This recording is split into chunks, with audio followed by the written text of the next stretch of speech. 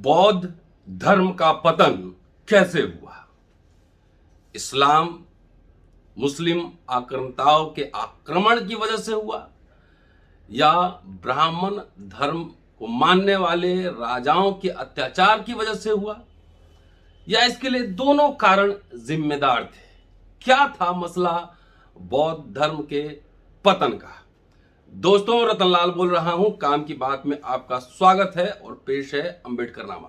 बात हो रही है डॉक्टर अंबेडकर के एक महत्वपूर्ण कृति रेवोल्यूशन एंड काउंटर रेवोल्यूशन, क्रांति और प्रति क्रांति। लगातार मैं ये किताब से आपको विभिन्न प्रसंग सुना रहा हूं और इस एपिसोड में आपको बताने वाला हूं कि भारत में बौद्ध धर्म की अवनति के, उसके पतन के कौन से कारण डॉक्टर अंबेडकर ने बताए हैं। पूरा वीडियो सुनते रहिएगा और शेयर करते रहिएगा। वॉल्यूम 7 है हिंदी का, पेज नंबर 91 से 102 तक जाकर आप इसको पढ़ सकते हैं। बहुत विस्तार से इन्होंने विंसेंट स्मिथ और डॉक्टर सेन, कई स्कॉलर्स को कोट किया है अपने दावे के समर्थन में।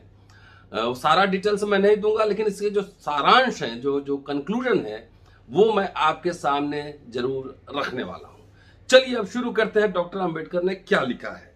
उन्होंने लिखा है कि भारत से बौद्ध धर्म के लोप हो जाने पर उन सभी लोगों को अत्यधिक आश्चर्य होता है जिन्होंने इस विषय पर कुछ चिंतन किया है, और उन्हें इसकी ऐसी स्थिति देखकर दुख भी होता है। परंतु यह चीन, Japan, Burma, Shyam, Indonesia, Sri Lanka तथा मलाया जैसे द्वीप समूह में कहीं कहीं अभी भी विद्यमान है। केवल भारत में ही इसका अस्तित्व नहीं रहा।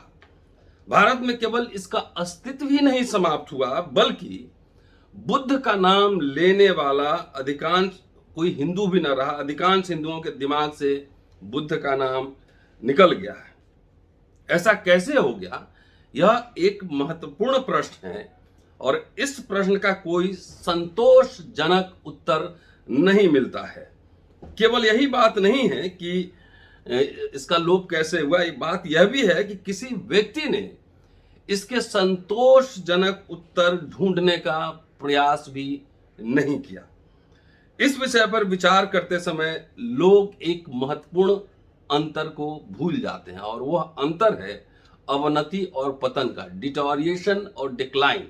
कहते हैं इस अंतर को ध्यान में रखना बहुत जरूरी है कि बौद्ध धर्म का पतन एक ऐसी बात है जो उन कारणों से भिन्न है जिसकी वजह से इसकी अवनति हुई। पतन के कारण तो बिल्कुल स्पष्ट हैं, लेकिन अवनति के कारण इसके स्पष्ट नहीं। आगे लिखते हैं कि इसमें कोई संदेह नहीं है कि भारत में बौद्ध धर्म का पतन मुसलमानों के आक्रमण के कारण हुआ था। इस्लाम बुद्ध कोट अनकोट के शत्रु के रूप में प्रकट हुआ। बुद्ध शब्द, जैसा कि लोग जानते हैं, अरबी भाषा का शब्द है और जिसका अर्थ है मूर्ति। लेकिन बहुत से लोग को यह पता नहीं है कि बुद्ध शब्द की उत्पत्ति कहां से हुई। और डॉक्टर अंबेडकर के हिसाब से बुद्ध शब्द अरबी भाषा में बुद्ध का बिगड़ा हुआ रूप है। इस प्रकार इस शब्द की व्युत्पत्ति से पता चलता है कि मुसलमान विचारकों की दृष्टि में मूर्ति पूजा और बौद्ध धर्म दोनों एक दूसरे के पर्याय हैं। मुसलमानों के लिए मूर्ति पूजा तथा बौद्ध धर्म एक जैसे ही थे। इस प्रकार मूर्ति भंजन करने का लक्ष्य बौद्ध धर्म को नष्ट करने का लक्ष्य बन गया। इस्लाम ने बौद्ध धर्म को केवल भारत में ही नहीं नष्ट किया, बल्कि वह जहां भी गया वहीं उसने बौद्ध धर्म को मिटाने में कोई कोर कसर नहीं छोड़ी। इस्लाम धर्म के अस्तित्व में आने से पहले बौद्ध धर्म बैक्ट्रिया, पार्थिया, अफगानिस्तान, गांधार तथा चीनी तुर्किस्तान का धर्म था, और इस प्रकार से यह पूरे एशिया में फैला हुआ था। इन सब देशों में इस्लाम ने बौद्ध धर्म को नष्ट किया। यहाँ डॉक्टर अंबेडकर इतिहासकार विंसेंट स्मिथ को कोट करते हैं, और कोट में छोटा सा मैं सुना देता हूं। उन्होंने लिखा है कि मुसलमान आक्रमणकारियों ने अनेक स्थानों पर जो भीषण हत्याकांड किए वे रूढ़िवादी हिंदुओं द्वारा किए गए अत्याचारों से कहीं अधिक प्रबल थे और भारत के कई प्रांतों से बौद्ध धर्म के लुप्त होने के लिए जिम्मेदार हैं। इसके बाद डॉक्टर अंबेडकर लिखते हैं कि इस स्पष्टीकरण से सब लोग संतुष्ट नहीं होंगे, यह पर्याप्त नहीं लगता है। इस्लाम ने ब्राह्मणवाद तथा बौद्ध धर्म दोनों पर आक्रमण किया। यह पूछा जा सकता है कि उनमें से एक क्यों जीवित रहा और दूसरा क्यों नष्ट हो गया। यह सवाल उठाते हुए डॉक्टर अंबेडकर कहते हैं कि उस समय कुछ ऐसी परिस्थितियां थी जिनके कारण इस्लाम के आक्रमण के सामने ठहरना एवं जीवित रहना ब्राह्मणवाद के लिए तो संभव था, लेकिन बौद्ध धर्म के लिए असंभव हो गया था। आगे वो 3 परिस्थिति की चर्चा करते हैं। लिखते हैं कि जो लोग इस विषय पर और अधिक विचार करेंगे उनको यह पता चलेगा कि उस समय 3 ऐसी परिस्थितियां थीं जिन्होंने मुस्लिम आक्रमणों के संकट के सामने ब्राह्मणवाद को टिका एवं बने रहना संभव और बौद्ध धर्म को असंभव बना दिया। पहली बात तो यह है, पहला कारण कि मुस्लिम आक्रमणों के बाद ब्राह्मणवाद को राज्य की सहायता एवं समर्थन प्राप्त था, स्टेट का प्रोटेक्शन था। बौद्ध धर्म को कोई ऐसी सहायता या समर्थन प्राप्त नहीं था। फिर भी जो बात महत्वपूर्ण है वह यह है कि ब्राह्मणवाद को राज्य की सहायता एवं समर्थन तब तक प्राप्त रहा जब तक इस्लाम एक शांत धर्म के रूप में विकसित नहीं हुआ और उसके अंदर मूर्ति पूजा के विरुद्ध जो उन्माद, जो ज्वाला जल रही थी, वह समाप्त नहीं हुई। दूसरी बात यह है कि इस्लाम की तलवार ने बौद्धों के पुरोहित को बुरी तरह नष्ट कर दिया और उसे फिर जीवित नहीं किया जा सका। इसके विपरीत ब्राह्मणवादी पौरोहित्य को मिटाना एवं नष्ट करना इस्लाम के लिए संभव नहीं हुआ। इसके कारण की व्याख्या आगे करेंगे। तीसरी बात यह है कि भारत के ब्राह्मणवादी शासकों ने बौद्ध जनसाधारण पर अत्याचार किए। उनके इस अत्याचार एवं उत्पीड़न से बचने के लिए भारत के बौद्ध लोग बहुत बड़ी संख्या में इस्लाम स्वीकार कर लिए और उन्होंने बौद्ध धर्म को सदा के लिए छोड़ दिया। और यहाँ कई ऐतिहासिक तथ्य यहाँ देते हैं और देते हुए लिखते हैं कि इसमें कोई ऐसा तथ्य नहीं है जिसकी पुष्टि इतिहास नहीं करता हो। और पूरे भारत में जिस राजवंश का शासन था पूरे भारत में, उसकी चर्चा व्याख्या करते हैं उत्तर से लेकर दक्षिण तक। वो डिटेल्स में नहीं जाऊंगा, लेकिन आगे कहते हैं कि मुसलमानों ने इन युद्ध विजयों की 300 वर्ष की अवधि के दौरान सारे भारत पर ऐसे राजाओं का शासन था जो ब्राह्मण धर्म के रूढ़िवादी और सनातन धर्म को मानते थे। मुस्लिम आक्रमणकारियों द्वारा आहत ब्राह्मण धर्म सहायता तथा समर्थन के लिए राजाओं शासकों की ओर देख सकता था और उसे वो समर्थन मिला भी। मुस्लिम आक्रमणकारियों द्वारा पराजित तथा आहत बौद्ध धर्म के पास ऐसी कोई आशा की किरण नहीं थी। वह अनाथ बन चुका था, उसका कोई संरक्षक नहीं था। वह देशी शासकों की उपेक्षा के झोंकों से मुरझा गया था और विजेताओं द्वारा आक्रमणों की अग्नि में जलकर नष्ट हो गया था। डिटेल्स देते हुए आगे लिखते हैं कि इस प्रकार बौद्ध पुजारियों का मुसलमान आक्रमणकारियों द्वारा संहार किया गया। उन्होंने जड़ पर ही कुल्हाड़ी मारी। धम्मोपदेष्टा की हत्या, जो पुजारी, जो भिक्षु वर्ग है, की हत्या कर इस्लाम ने बौद्ध धर्म की ही हत्या कर दी। यह एक घोर संकट था जो भारत में बौद्ध धर्म के लिए विनाशकारी सिद्ध हुआ। किसी अन्य विचारधारा की भांति धर्म की स्थापना केवल प्रचार द्वारा ही की जा सकती है। यदि प्रचार असफल हो जाए तो धर्म भी लुप्त हो जाता है। पुजारी वर्ग चाहे वो कितना भी घृणास्पद हो, धर्म के प्रवर्तन के लिए, उसके विकास के लिए आवश्यक होता है। धर्म प्रचार के आधार पर ही रह सकता है। पुजारियों के बिना धर्म लुप्त हो जाता है। इस्लाम की तलवार ने पुजारियों पर भारी आघात किया। इससे वह या तो नष्ट हो गया या भारत के बाहर चला गया। बौद्ध धर्म के दीपक को प्रज्वलित रखने के लिए कोई भी जीवित नहीं बचा।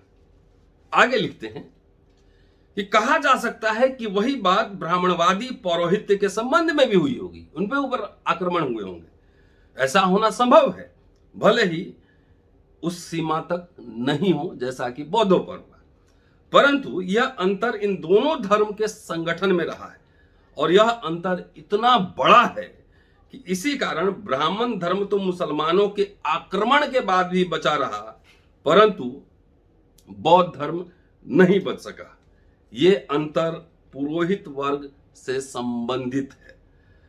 ब्राह्मणवादी पौरोहित्य का एक बहुत ही विस्तृत एवं व्यापक संगठन रहा है। इसकी चर्चा सर आर.के. भंडारकर ने एक लेख लिखकर, जो कि इंडियन एंटीक्वेरी में प्रकाशित हुआ था, उसमें किया। वो पूरा लेख की जो सारांश है डॉक्टर अंबेडकर यहाँ कोट करते हैं और लिखते हैं कि जो ब्राह्मण मत है, जो धर्म है, उसमें जो पुजारी होता है और गृहस्थ होता है, उसमें कोई अंतर और भेद नहीं होता है।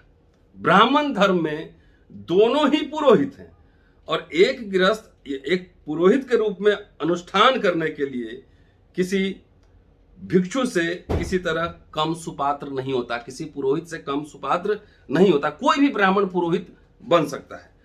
ब्राह्मण धर्म में प्रत्येक ब्राह्मण जो बहिष्कृत नहीं है पुरोहित होने की, उसमें क्षमता है।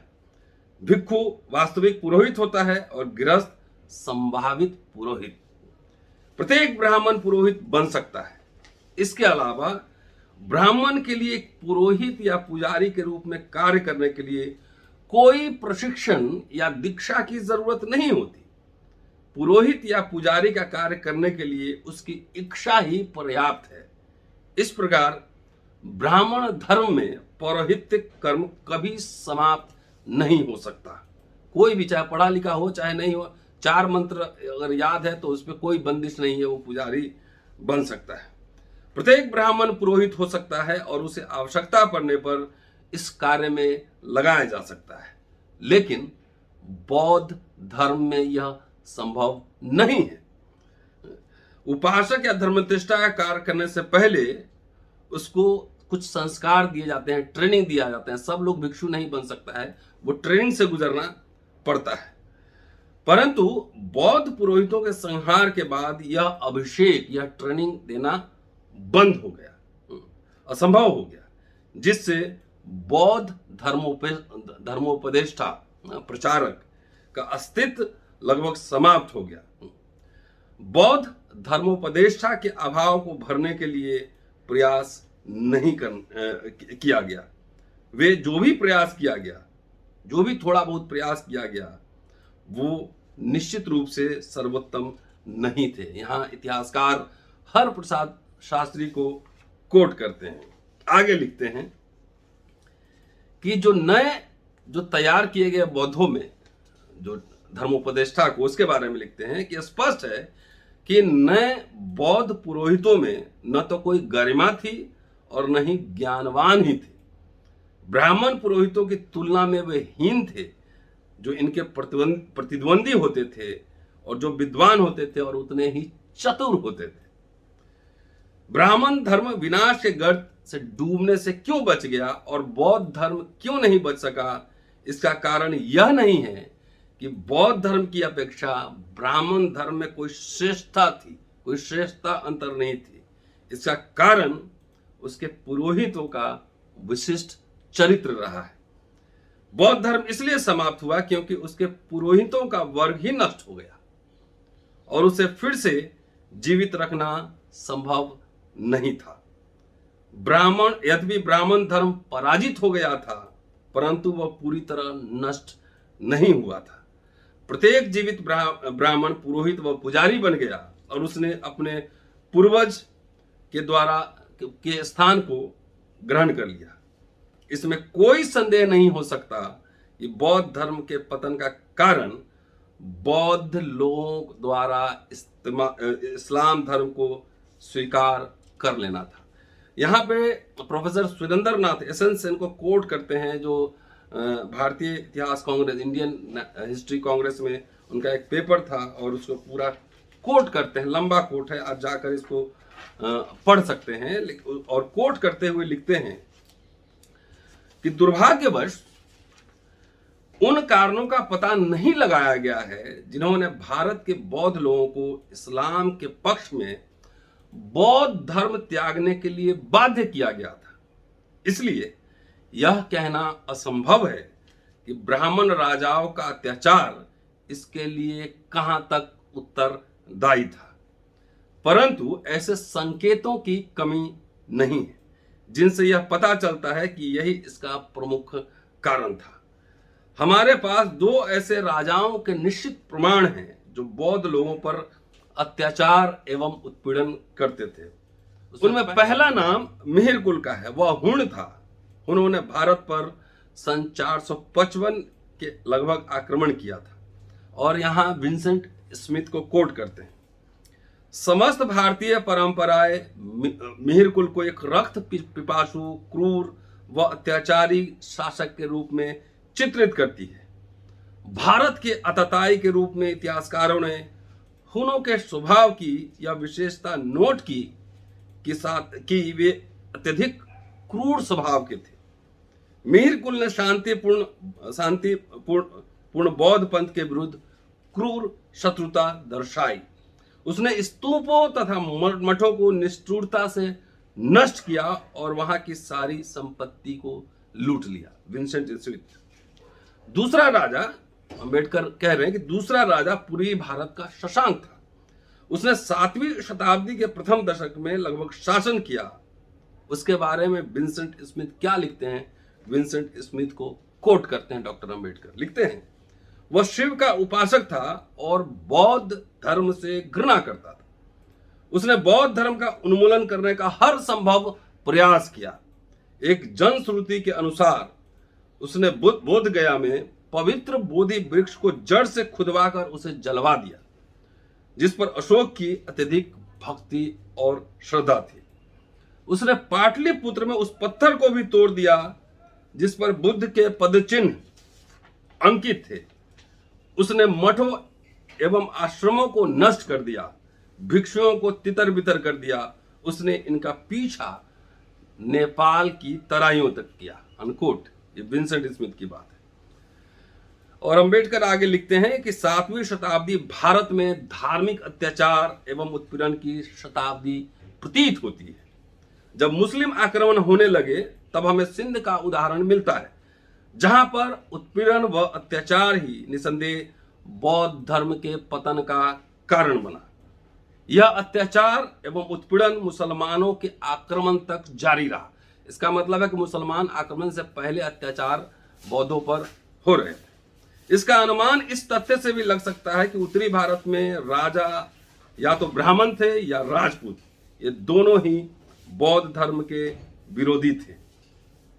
और 12वीं शताब्दी में जैनियों पर भी अत्याचार हुआ, इसका भी जिक्र करते हैं और कंक्लूड करते हैं कि अब कोई संदेह नहीं रह जाता कि बौद्ध धर्म के पतन का कारण बौद्धों द्वारा इस्लाम धर्म को अंगीकार करना था।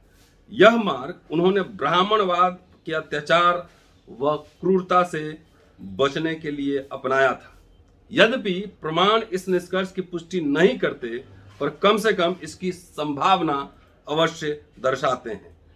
उस समय यदि कोई संकट था, वो यह संकट ब्राह्मणवाद के कारण था।